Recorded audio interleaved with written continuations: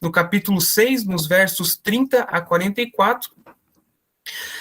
Talvez uma das passagens das Escrituras mais famosas, né, mais conhecidas de todos os tempos, um dos milagres mais comentados, né, de todas as Escrituras, algo que realmente é bastante conhecido, que é o milagre da multiplicação dos pães e dos peixes, né? Então, eu farei a leitura da passagem bíblica e, na sequência, nós conversaremos acerca dessa passagem. Então, diz a palavra do Senhor. Voltaram os apóstolos à presença de Jesus e lhe relataram tudo quanto haviam feito e ensinado. E ele lhes disse, vinde repousar um pouco à parte, num lugar deserto, porque eles não tinham tempo nem para comer, visto serem numerosos os que iam e vinham. Então foram sós no barco para um lugar solitário. Muitos, porém, os viram partir, e reconhecendo-os, correram para lá, a pé, de todas as cidades, e chegaram antes deles. Ao desembarcar, viu Jesus uma grande multidão, e compadeceu-se deles, porque eram como ovelhas que não têm pastor. E passou a ensinar-lhes muitas coisas. Em declinando a tarde, vieram os discípulos a Jesus e lhe disseram, é deserto este lugar, e já avançada a hora. Despede-os para que, passando pelos campos ao redor e pelas aldeias, comprem para si o que comer. Porém ele lhes respondeu, dá-lhes vós mesmos de comer. Disseram-lhe, iremos comprar 200 denários de pão para lhes dar de comer? E ele lhes disse, quantos pães tendes? Ide ver. E sabendo eles, responderam, 5 pães e 2 peixes. Então Jesus lhes ordenou que todos se assentassem em grupos sobre a relva verde. E o fizeram, repartindo-se em grupos de 100 em 100 e de 50 em 50. Tomando ele os 5 pães e os 2 peixes, erguendo os olhos ao céu, os abençoou. E partindo os pães, deu-os aos discípulos para que os distribuíssem. E por todos repartiu também os 2 peixes. Todos comeram e se fartaram. E ainda recolheram 12 cestos cheios de pedaços de pão e de peixe.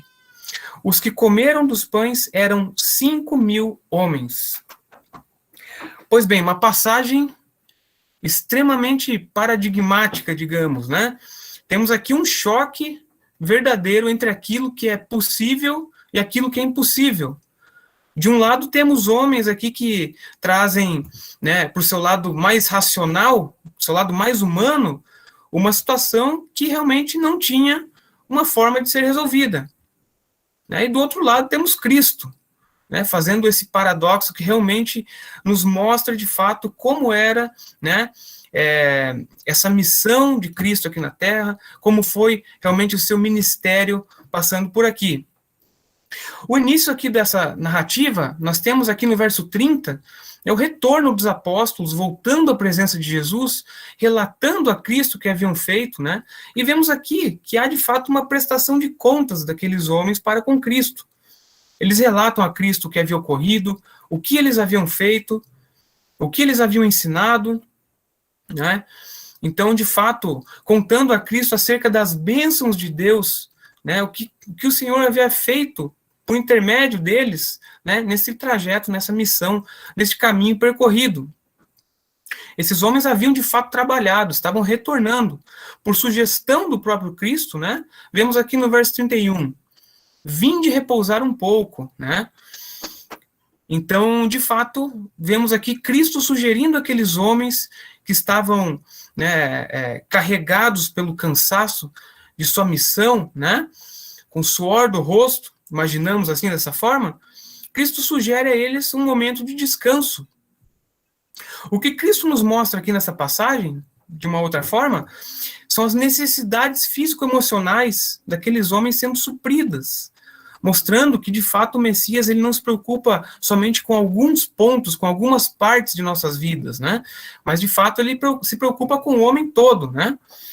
Então, aqueles homens deveriam reabastecer as forças para que continuassem fazendo aquela obra pela qual estavam, né, convocados por Cristo. Então, esse convite, né, para que descansassem realmente é a manifestação do cuidado pastoral que Cristo tinha para com seus discípulos. Isso nos leva a refletir aqui uma coisa muito propícia em nossos dias, uma coisa realmente que é como se caísse, né, como uma luva, como dito popularmente, que é o fato de que precisamos cuidar de nós mesmos antes de cuidarmos dos outros.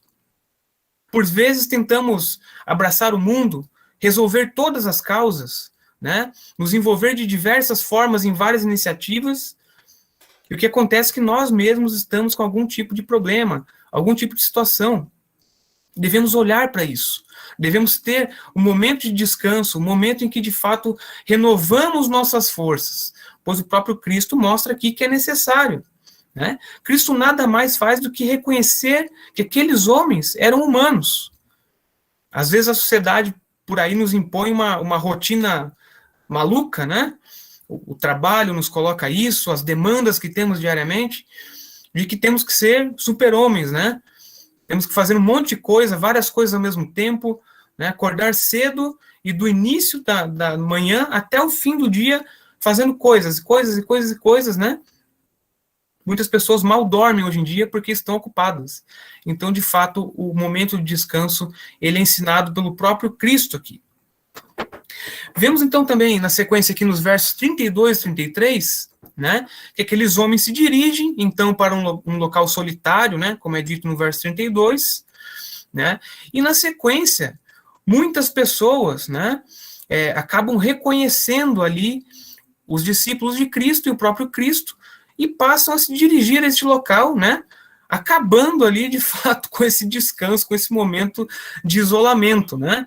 É mais ou menos como se a gente fosse descansar ao fim do dia, né, e a hora que você deita na sua cama, toca o telefone ou o interfone.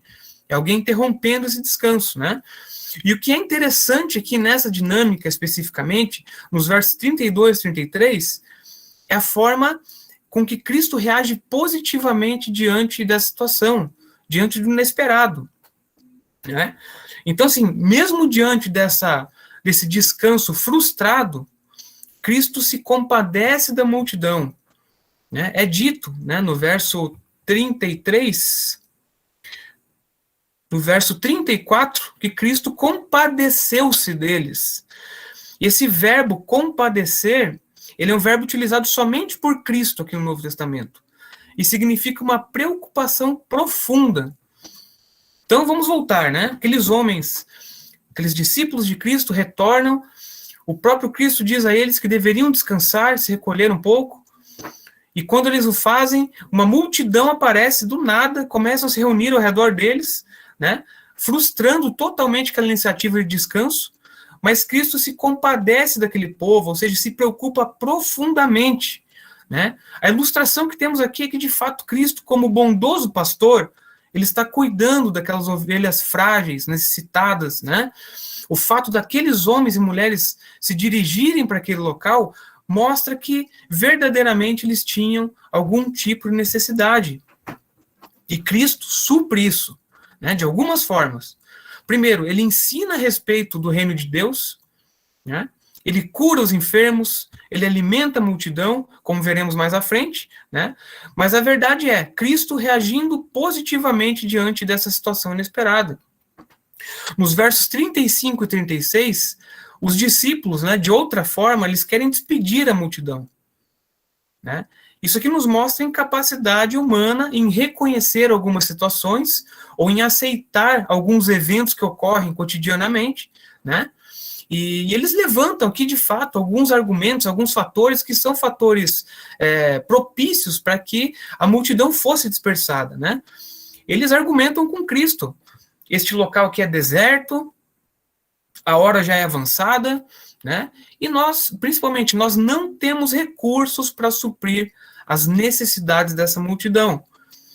Ou seja, né? Diante disso tudo, que são coisas que não podem passar despercebidas, são argumentos muito fortes, né? Provavelmente nós também iríamos por esse lado mais racional da coisa. Cristo responde assim, no verso 37, dai-lhes vós mesmos de comer. Essa frase é muito interessante, porque mostra de fato Cristo, né, quando ele faz essas coisas, e nós vemos isso em diversos momentos na narrativa né, do ministério de Cristo, em que ele diz algo a seus interlocutores que é algo humanamente impossível, né, mas Cristo faz de tal forma que parece que aquilo é simples, né, como se fosse eles pegarem aquele alimento que está ali, né, abundantemente dispondo daquilo e entregassem aqueles homens, né, mas não tinha nada disso, nós vemos que não existia isso. Aqui entra, né, a questão do milagre da multiplicação, porque nós vemos aqui no verso 38, que mais uma vez, de maneira atestada, né, declarada, os recursos são insuficientes. Então, realmente não tinha nada mais a ser feito, nada a ser testado pelas vias possíveis, né?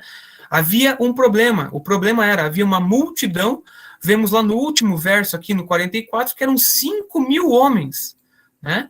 Era de fato muita gente, né? E eles não tinham nada para esse povo comer, né? Então, realmente, o que Cristo nos mostra, né, quando pergunta o que nós temos aí de alimento, né? E é respondido a Cristo, né? A insuficiência do que detinham, de fato, é colocado na presença de Cristo. E Cristo imediatamente, né? Cristo não fala nada. Ele simplesmente não anuncia o que viria na sequência, né? Cristo ordena para aqueles homens que se separem e que se assentem em grupos, né? Lembrando bastante a forma como se organizavam lá no Antigo Testamento, né? As tribos e tudo mais. E o que nós vemos na sequência? Não há tumulto, não há correria, não há desespero. Vemos Cristo pela fé, né? Ordenando essa separação, para que fosse realizada a separação em grupos, por um milagre que viria na sequência. Então, no verso 41, finalmente, vemos Cristo operando o milagre, né? Vemos Cristo realmente exercendo essa divindade, né? O verso diz assim: tomando ele os 5 pães e os 2 peixes, erguendo os olhos ao céu, os abençoou. E partindo os pães, deu-os aos discípulos para que distribuíssem. E por todos repartiu também os 2 peixes. Às vezes a gente passa batido aqui nessa passagem, né? Mas o que aconteceu? O que aconteceu é que ele começou a separar, repartir aquele pão, aquele peixe, né? E era como se aquilo fosse infinito, não acabava mais, simplesmente não terminava. É como se dividisse um pão em 2 partes, né? Ou em 3 partes, em 4 partes, só que nunca acabava aquele pão, né? De fato, algo incrível, né? A gente não consegue nem pensar nesse tipo de coisa, né? Por conta que é totalmente fora da nossa realidade, nossa forma de realmente ver o mundo, enxergar o mundo como algo possível. E vemos então nesse verso que acabamos de ler, 41, que Cristo opera um milagre. Vemos o milagre acontecendo em suas mãos, mas vemos os discípulos distribuindo o pão, né? Isso nos leva a refletir aqui brevemente que nós também não possuímos o pão, né? Quando nós compartilhamos o evangelho, quando nós falamos sobre Cristo, falamos sobre Deus com alguém, nós não temos esse pão, né? Nós compartilhamos algo que é a mensagem que vem do próprio Cristo, né? O milagre da mensagem, o milagre de fato do evangelho, dessas boas novas, ele não vem de nós. Somos somente mensageiros, estamos unicamente distribuindo, repartindo esta mensagem com as pessoas, né? Essa é a reflexão, né, acerca disso. E vemos também, no verso 42, toda aquela multidão sendo alimentada, né, e um tipo de alimento, né, que Cristo fornece, que satisfaz plenamente. Então, a fome que sentiam, realmente, né, vai-se embora. É dito lá no verso 42, todos comeram e se fartaram. Ou seja, comeram além realmente daquilo que era o necessário, estavam plenamente satisfeitos, né? Isso porque, né, a gente pensando agora, trazendo mais uma vez para uma reflexão, aquele que se alimenta de Cristo, ele não tem mais fome. Aquele que ouve a verdade, ele não tem mais medo, ele não tem mais desespero, ele realmente não está refém do mundo, refém de tudo aquilo que caminha contra ele. Então, o que nós vemos é que o mesmo Deus que alimentou o povo lá no Antigo Testamento com maná no deserto, né? Caía do céu, maná. é o Deus que está alimentando a multidão aqui nessa passagem, e é o Deus que supre as nossas necessidades mais básicas. Ou seja, Cristo, de fato, ele supre todas as áreas de nossas vidas. Ele enche o nosso cesto, né? Tal como mostrado aqui. No verso 43 é dito: além de se fartarem com o alimento, o povo ainda recolhe cestos de pães e lanches, né?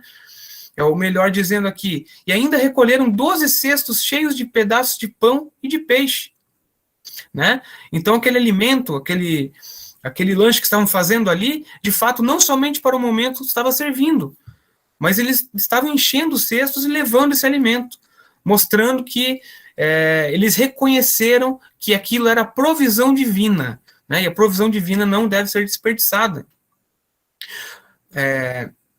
Então pensamos que, de fato, tudo que é fruto da graça de Deus, tudo aquilo que recebemos da parte de Deus em nossas vidas, deve ser verdadeiramente aproveitado. Então, nossa reflexão termina aqui com algumas coisas, né? Com uma suma de tudo isso. E a gente pode dizer que Cristo, verdadeiramente, é o pão da vida. Ele é o nosso alimento. Aquele que opera o milagre, né? Como vemos aqui na passagem, ou como vemos em nossas vidas, aquele que opera o milagre também é o milagre, né?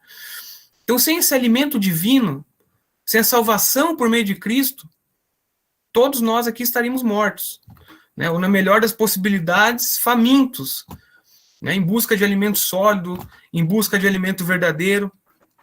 Não é assim na vida dos ímpios? Nós vemos as pessoas buscando uma série de coisas, uma série de deuses, né? Respondendo esse chamado que está no coração do homem de que há um Deus, de que existe um Deus, né? Mas respondendo de diversas formas que não são as formas corretas. O único pão da vida, o único pão que alimenta, de fato, é Cristo, né? Então, realmente, Cristo não nos desampara, né? E, especialmente, ele não se cansa de receber aquele que o busca. Não importa o momento, não importa a circunstância, não importa quem seja, quem buscar a Cristo, quem o reconhecer, o encontrará, né? Como aqueles homens começaram a se reunir ao redor dele, né? Eles foram, de fato, alcançados por Cristo. Cristo abriu o caminho para que eles tivessem acesso a Cristo. Né? Então, de fato, quem do fundo de sua alma desejar o alimento de Cristo, o pão eterno, este encontrará a Cristo e será recebido pelo Senhor da graça e da misericórdia. Então, essa é a nossa reflexão hoje, irmãos. Eu espero que de fato possamos pensar em todas essas coisas, né? Tendo Cristo realmente como alguém que opera, né, o sobrenatural, como de fato supre todas as necessidades da vida daqueles que o buscam. Que Deus nos abençoe, né, com essas maravilhosas notícias, né, com essas maravilhosas coisas que sabemos a respeito de nosso Messias, de nosso Salvador, e que Ele esteja conosco, com o povo de Deus sempre. Em nome de Jesus. Amém. Amém. Amém.